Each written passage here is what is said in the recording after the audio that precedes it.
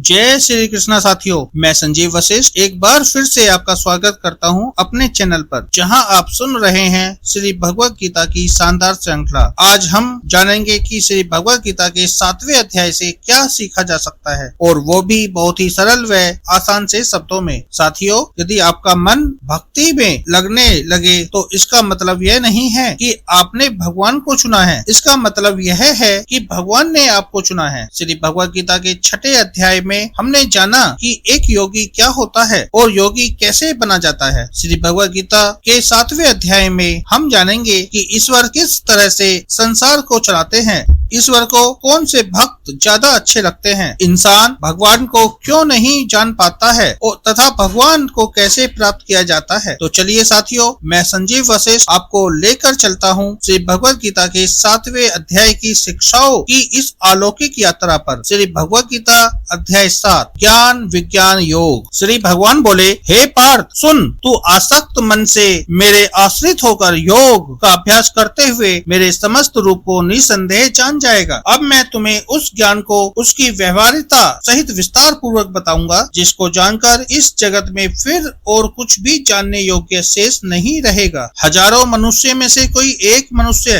वास्तविक सिद्धि के लिए प्रयत्न करता है, और उन हजारों प्रयत्न करने वाले सिद्ध पुरुषों में से कोई एक ही पुरुष मुझे तत्व से जानता है। पृथ्वी, जल, अग्नि, वायु और आकाश तथा मन, बुद्धि और अहंकार, यह 8 प्रकार से विभक्त हुई मेरी प्रकृति है। हे अर्जुन, इस जड़ युक्त प्रकृति से उत्तम मेरी जीव रूपी चेतन प्रकृति को जान, जिसके द्वारा यह जगत धारण किया जाता है। जड़ और चेतन, इन दोनों प्रकृतियों के संयोग से ही समस्त प्राणी उत्पन्न होते हैं, ऐसा तुम समझो। मैं ही संपूर्ण जगत की उत्पत्ति और प्रलय का मूल हेतु हूँ। हे अर्जुन, इस जगत में मुझसे श्रेष्ठ कुछ भी नहीं है, सभी कुछ एक सूत्र में मणियों के समान मुझ में ही प्रोया हुआ है। हे अर्जुन, मैं जलों में रस हूँ, चंद्रमा और सूर्य में प्रकाश हूँ तथा संपूर्ण वेदों में ओमकार हूँ, आकाश में शब्द और मनुष्य में पुरुषार्थ हूँ। मैं पृथ्वी में पवित्र सुगंध हूँ, मैं पृथ्वी में पवित्र सुगंध हूँ,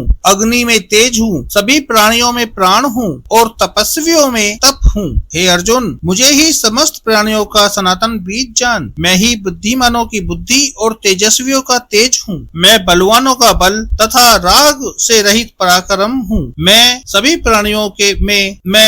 प्राणियों में धर्म के अनुकूल काम भी हूँ। सतोगुण, रजोगुण और तमोगुण के भाव मेरे से ही उत्पन्न होते हैं, ऐसा समझो, पर मैं उनमें नहीं हूँ, किंतु वे मुझ में हैं। इन तीनों गुणों सतो, रजो तथा तमो के भावों से यह सारा जग भ्रमित है, इसलिए वह इन तीनों गुणों से परे मुझ अविनाशी को नहीं जानता। मेरी यह त्रिगुणमयी देवी माया से पार पाना बड़ा मुश्किल है, किंतु जो केवल मेरी ही शरण में आते हैं वे इस माया को पार हो जाते हैं। पाप कर्म करने वाले तथा मूर्ख और नीच प्रवृत्ति वाले लोग, जिनका ज्ञान माया द्वारा खत्म हो चुका हो तथा वह आसुरी भाव से युक्त हो चुके हों, वह मुझे नहीं बचते, अर्थात मेरी शरण में नहीं आते। 4 प्रकार के पुण्य कर्म करने वाले लोग मुझे भजते हैं, जो दुख से परेशान है, जिसे धन की चाह है, जो जिज्ञासु है और जो ज्ञानी है। उन चारों भक्तों में भी मुझे निरंतर लगा हुआ अनन्य भक्ति वाला ज्ञानी श्रेष्ठ है, क्योंकि उसको मैं अत्यंत प्रिय हूँ और वह भक्त भी मुझे अत्यंत प्रिय है। ये सभी भक्त बड़े उदार हैं, परंतु ज्ञानी भक्त जो मेरा स्वरूप ही है, ऐसा मेरा मत है, क्योंकि मेरा भक्त जिसका मन और बुद्धि दोनों मुझ में लीन हो तथा मुझे प्राप्त करना ही उसकी सर्वश्रेष्ठ कामना होती है। अनेक जन्मों के अंत में, अर्थात मनुष्य जन्म में सब कुछ वासुदेव ही है, ऐसा मानकर जो ज्ञानवान मेरी शरण में आता है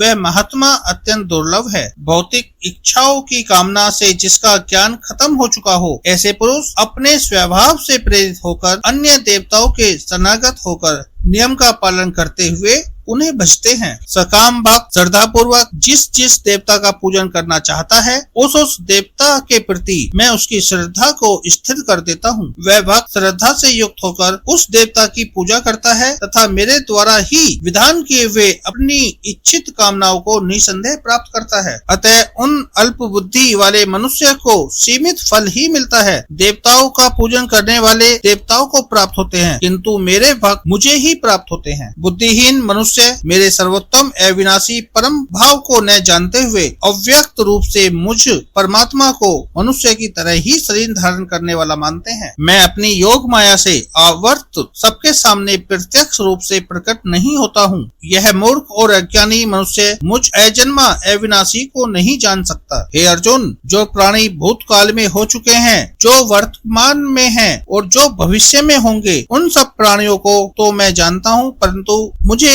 वो कोई नहीं जानता। हे अर्जुन, इच्छा और द्वेष से उत्पन्न होने वाले मानसिक द्वंद्व के मोह से मोहित होकर समस्त प्राणी मूर्खता को प्राप्त हो रहे हैं, परंतु जिन पुण्य कर्मी पुरुषों के पाप नष्ट हो गए हैं, वे मानसिक द्वंद्व के मोह से मुक्त होकर निष्ठा पूर्वक मुझे ही भजते हैं। जो मेरे शरणागत होकर बुढ़ापा और मरण से मुक्ति पाने के लिए प्रयत्न करते हैं, वे उस ब्रह्म को, अध्यात्म को और संपूर्ण कर्म को जान जाते हैं। जो मनुष्य अधिभूत, अधिदेव तथा अधियज्ञ के सहित मुझ परमेश्वर को जानते हैं, वे युग चित्त वाले पुरुष अनंत काल में भी मुझे ही प्राप्त होते हैं। और यहाँ पर अध्याय 7 जो है पूर्ण होता है। ओम तत्सति श्रीमद् भगवद गीता उपनिषत्सु ब्रह्म विद्या योग शास्त्रे श्री कृष्ण अर्जुन संवादे ज्ञान विज्ञान योगो नामे सप्तमो अध्याय। बोलो जय श्री कृष्ण। साथियों, यदि आपको भगवद गीता का ये ज्ञान आसान शब्दों में और सरल शब्दों में सुनने में अच्छा लग रहा है, तो आप इस वीडियो को अपने सभी साथियों के साथ और परिवार वालों के साथ जरूर शेयर करें और इस वीडियो को लाइक करें। नमस्कार, मैं संजीव वशिष्ठ आपसे फिर मिलता हूँ